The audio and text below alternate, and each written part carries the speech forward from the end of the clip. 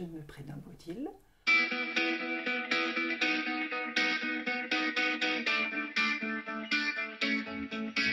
Je suis une fille, peut-être une femme, oui, entre deux âges, grisonnante volontairement. C'est un choix d'épouse, parce que j'ai un homme dans ma vie depuis 35 ans. Je suis mère, parce que j'ai 3 filles, c'est important que ce soit des filles. Et la surprise d'être grand-mère depuis 18 mois, et c'est un petit-fils qui est sétois et qui, de fil en aiguille, explique pourquoi je suis mésoise depuis 3 ans. Pour une description complète, je ne suis pas très dodue. Plutôt... non, pas dodue. Je ne suis pas dodue, fausse sportive et une marcheuse. Voilà. Ouais, je suis marcheuse. Je suis d'abord une marcheuse. Je suis une raisonneuse.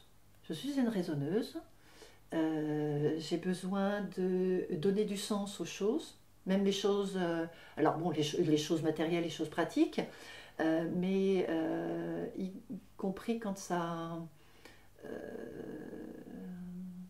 Enfin, oui, j'ai besoin de donner une signification aux choses et des correspondances. J'aime bien trouver des correspondances.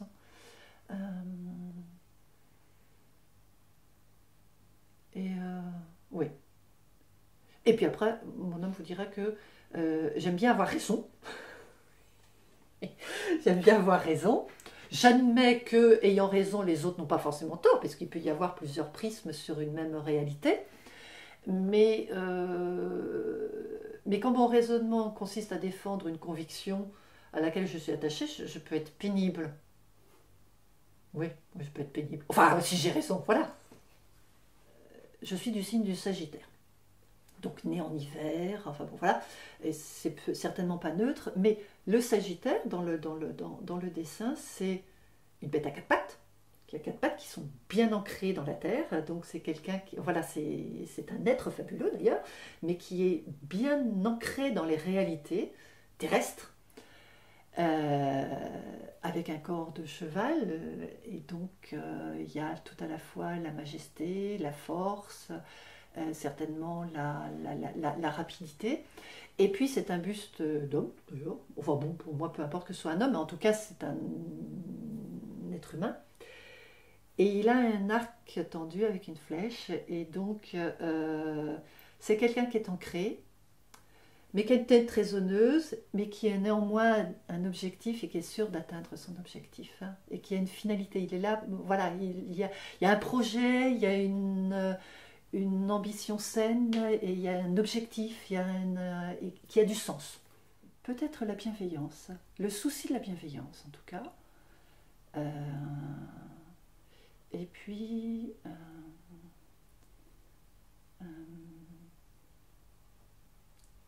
les forces de conviction. Voilà, les convictions. J'ai à cœur de faire respecter certaines valeurs qui me déterminent. Ouais. Ah ben c'est la même chose. C'est-à-dire que mes convictions font que là où j'essaye de dire c'est de la rigueur, c'est peut-être la psychorigidité. La droiture, c'est peut-être une étroitesse d'esprit. Oui, ça doit être ça. Ça doit être ça. La nature. La nature, les arbres. Mais alors, tout peut être rattaché à la nature. Le sourire de mon petit-fils, voilà, ça fait partie des choses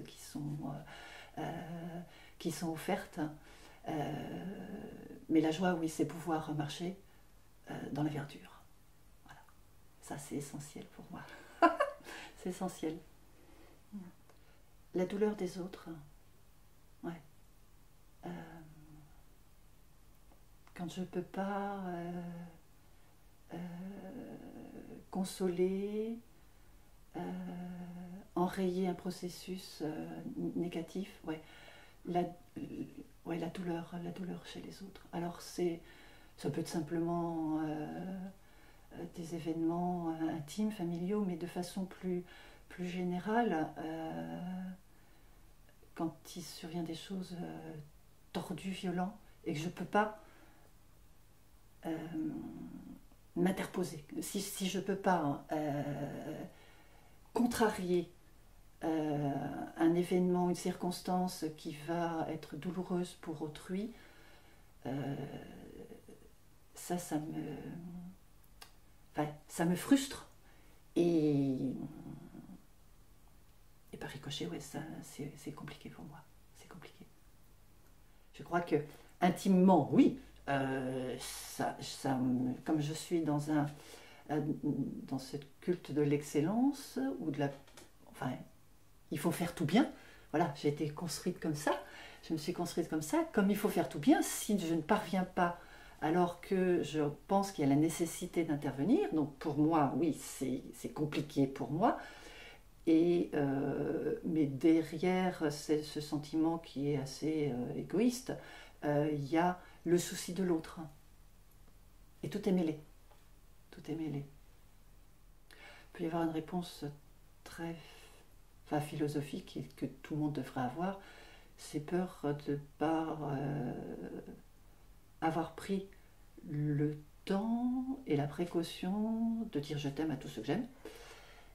Parce que peut-être qu'en sortant là, je vais louper une marche et je vais me dire mais zut, voilà, j'ai peut-être oublié ou pas fait suffisamment attention. Peut-être le comportement politique de certains, peut-être tout ce qui est dans l'excès et qui n'est pas respectueux de la nature. Alors je sais que c'est très à la mode actuellement, mais moi je suis dans une démarche que j'essaye d'être minimaliste et il y a des outrances économiques aussi dans les démarches politiques qui me mettent en colère. Et dès lors que c'est pas respectueux à la fois des individus et de la nature qui me tient vraiment à cœur, oui, ça me met en colère. Ça me met en colère. Peut-être de ne pas avoir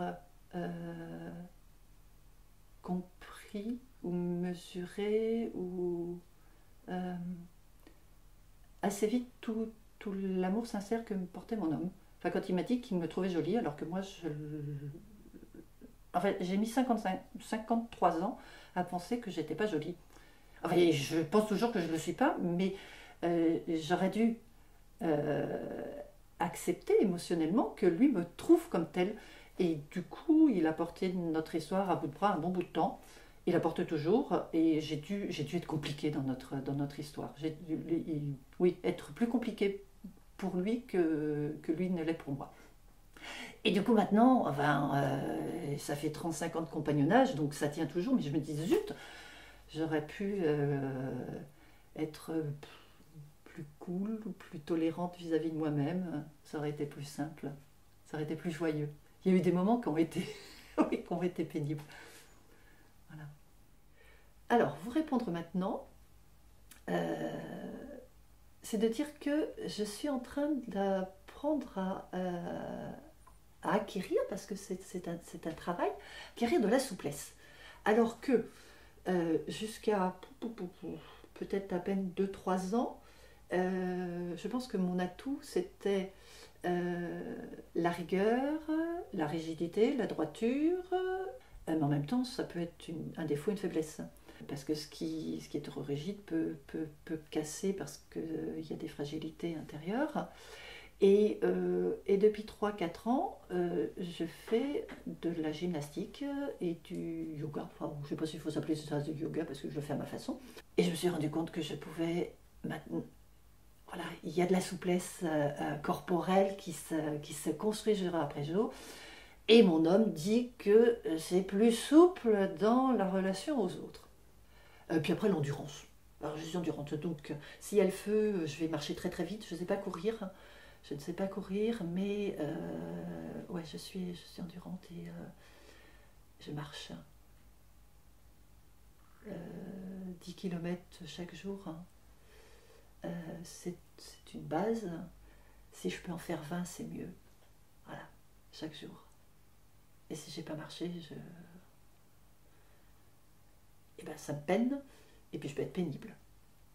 Voilà. Donc oui, Ceux qui ne sont pas qui ne pratiquent pas la marche diront que oui, j'ai de l'endurance, quoi, parce que 10 km tous les jours, si on n'est pas, si on n'a pas, si on n'est pas accoutumé à le faire, certains diraient mais c'est du sport. Non, la marche est une démarche, c'est ma démarche personnelle. C'est un rendez-vous. Enfin, c'est plusieurs rendez-vous. C'est un rendez-vous avec moi-même parce que comme ça cogite tout le temps. Je dis que je cogite par les pieds. Les pieds aident à prendre des décisions ou à purger certaines pensées négatives, à purger de l'énergie, parce qu'il y a eu aussi de l'énervement. Donc c'est un moteur, c'est vraiment un moteur. Les meilleures idées, les meilleures décisions, enfin toutes, d'ailleurs, les bonnes ou pas bonnes, mais toutes mes décisions, je les ai prises en marchant, toutes les idées, toutes les nouvelles orientations, j'ai pris comme ça. Et puis en même temps, c'est un rendez-vous avec la nature, parce que j'aime marcher dans la nature. Si c'est en ville, c'est toutes les surprises qu'il peut y avoir. Enfin, c'est extrêmement important pour moi. L'attention aux autres. L'attention aux autres. Alors, c'est un atout dans les relations, mais ça peut être un point de faiblesse, parce que quand on fait attention aux autres, on oublie de faire attention à soi-même, parfois. Et ça n'empêche pas d'être perçu comme égoïste. Ouais. Ça n'empêche pas. Mais ouais, je crois que c'est cette capacité à être attentif aux autres, ouais. Ouais. Et pour moi, c'est important. C'est important. Alors, la gourmandise qui peut aller jusqu'à l'addiction. Parce que moi, j'ai jamais fumé. Mais je sais qu'il y a des gens qui fument de longue date, qui ont un mal de chien à cesser si toutefois ils veulent cesser de fumer. Je sais qu'il y a des gens qui sont dans la tragédie, parce que je trouve que c'est une tragédie quand on ne peut plus se dominer, enfin se maîtriser donc dans des parcours de drogue, d'addiction de toutes sortes. L'alcool, je ne bois pas de vin, je ne bois pas d'alcool parce que j'aime pas ça. Donc, mais je sais qu'il y a des gens pour qui ça peut être compliqué. J'ai eu des addictions au chocolat pendant 19 ans, mais à raison de 100, 200, jusqu'à 400 grammes de chocolat chaque jour, tous les jours, en cachette. Alors ça coupe l'appétit parce que c'est avant de manger, donc ce qui fait que le poids reste toujours le même, voire un peu en dessous parce que c'est pas ce qui nourrit le mieux.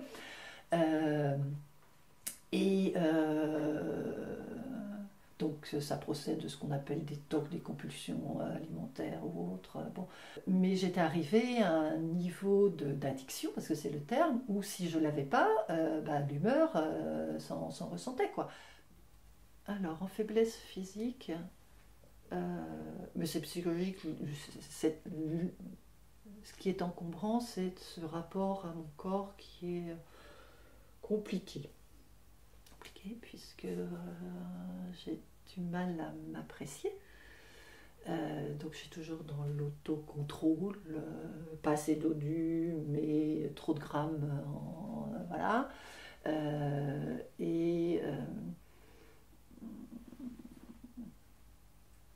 Donc ça, oui, le rapport au corps est compliqué. Et ce qui fait que je suis encombrée de moi-même, parfois, ça m'encombre. Voilà, je suis encombrée. Et psychologiquement, ouais,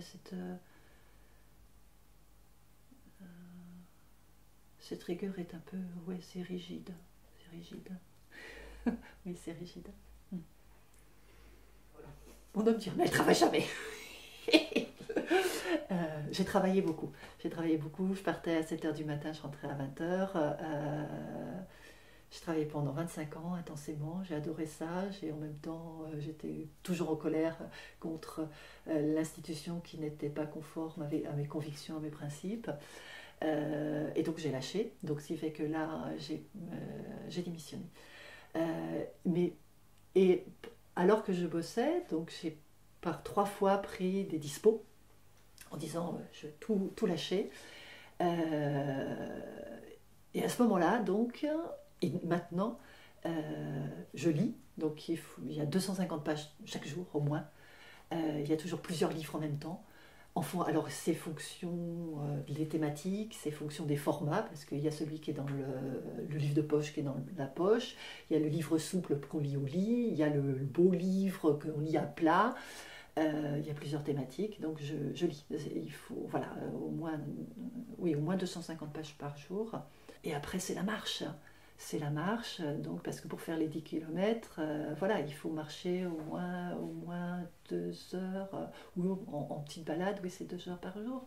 Donc, c'est important aussi de pouvoir marcher au moins 2 heures chaque jour. Donc il y a ça. Parce que comme je ne fais pas la cuisine, ben, voilà, j'ai dispensé. Donc voilà, oui, c'est... Et alors Et puis désormais, je fais une demi-heure de yoga tous les jours. Donc il y a ces 3 rendez-vous-là qui sont importants et qui sont en même temps extrêmement égoïstes, extrêmement intimistes. Alors, envie de parler du Népal. C'est relativement récent. J'ai un ami professionnel, juste avant de partir à la retraite, qui me dit je m'installerai certainement au Népal, j'ai adopté une enfant, réfugiée du Tibet, je vais partir. Et je dis bon, voilà. Et puis, quelques mois plus tard, il y a eu ce tremblement de terre, il y en a eu plusieurs, un peu partout dans le monde, mais c'était le 25 avril 2015, il y a eu un tremblement de terre au Népal. Et le lundi suivant, c'était l'effervescence et l'inquiétude au boulot, puisque c'était un ancien collègue de boulot, et on me dit, on n'a pas de nouvelles d'Hervé, voilà. Et donc là, je comprends qu'il était là-bas, et dès qu'on a eu l'information qu'il était vivant, survivant, via les réseaux, quand il y avait du réseau, il m'explique qu'il a fondé un petit orphelinat là-bas, qui sont tous survivants, mais qui sont sous la tente, et qu'ils vont avoir besoin d'argent. Donc j'aide à collecter de l'argent au Palais de Justice de Paris où je bosse. On envoie des sous et puis moi je me dis je ne peux pas faire que ça. Donc je casse un bout de matière lire, j'envoie de l'argent. Et en fait, il me dit mais on ne peut pas en rester là, tu as beaucoup aidé, le premier enfant qu'on pourra recevoir dans le home à la suite du tremblement de terre, je souhaiterais que tu deviennes la marraine. Et alors là, voilà, c'est une émotion qui monte, et de se dire mais bon, voilà, collecter de l'argent, c'est pas compliqué. Enfin, je me sentais efficace. Je ne me voyais pas dire non, quoi, parce qu'en même temps, je prenais des nouvelles et j'étais sincèrement anxieuse, attentive à pouvoir aider. Et donc, il est accueilli un enfant, on m'envoie une photo, et je vois la photo de cet enfant, et je dis à mon homme, bon bah voilà, il y en a une qui est sortie du nid, et le voilà. Et donc Sushi maintenant a 15 ans, et j'y vais aussi régulièrement que possible. Voilà. Et de fil en aiguille, je suis devenue vice-présidente de l'association, et ça m'occupe beaucoup, quoi. Ouais. Et c'est à la fois hyper intéressant, ça a bougé beaucoup de choses. Enfin, ça aide à prendre les bonnes décisions, quoi. Et donc j'ai démissionné. J'ai démissionné de mon boulot. Et puis, je donne de mon temps là-bas au Népal.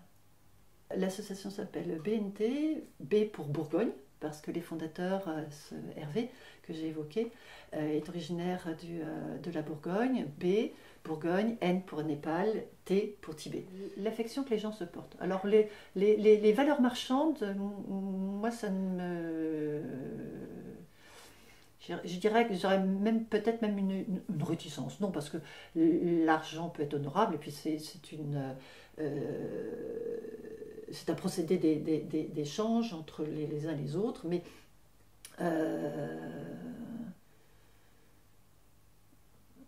oui, c'est plus les relations d'affection qui sont déterminantes. L'argent m'accommode. La franchise ou l'honnêteté. Enfin, pas forcément quelqu'un qui va être braque, mais voilà, ou la sincérité. Voilà, c'est plutôt le terme sincérité. Ouais, ouais. Donc les faux semblants, les faire valoir un peu perchés, Les tromperies, alors là, non, non, non, ah, une tromperie, non, non, moi, ça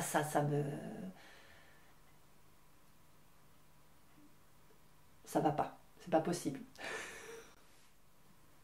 Alors, en tout cas, la violence. La violence, alors physique bien évidemment, mais même la violence verbale, euh, et, mais pas forcément dans l'exagération, ça peut être insidieux. Il y a non, la méchanceté, non, pas la violence, parce que la violence c'est l'expression de la méchanceté. Non, la méchanceté, voilà. La méchanceté, quand elle est patente, quand elle s'exprime, mais parfois je la ressens. Voilà, quand elle est simplement. Il y a parfois des gens que voilà, insidieusement, je sens de la méchanceté. Et ça, c'est plus que de l'inconfort. Pour moi, ouais, c'est dangereux. Voilà, c'est dangereux.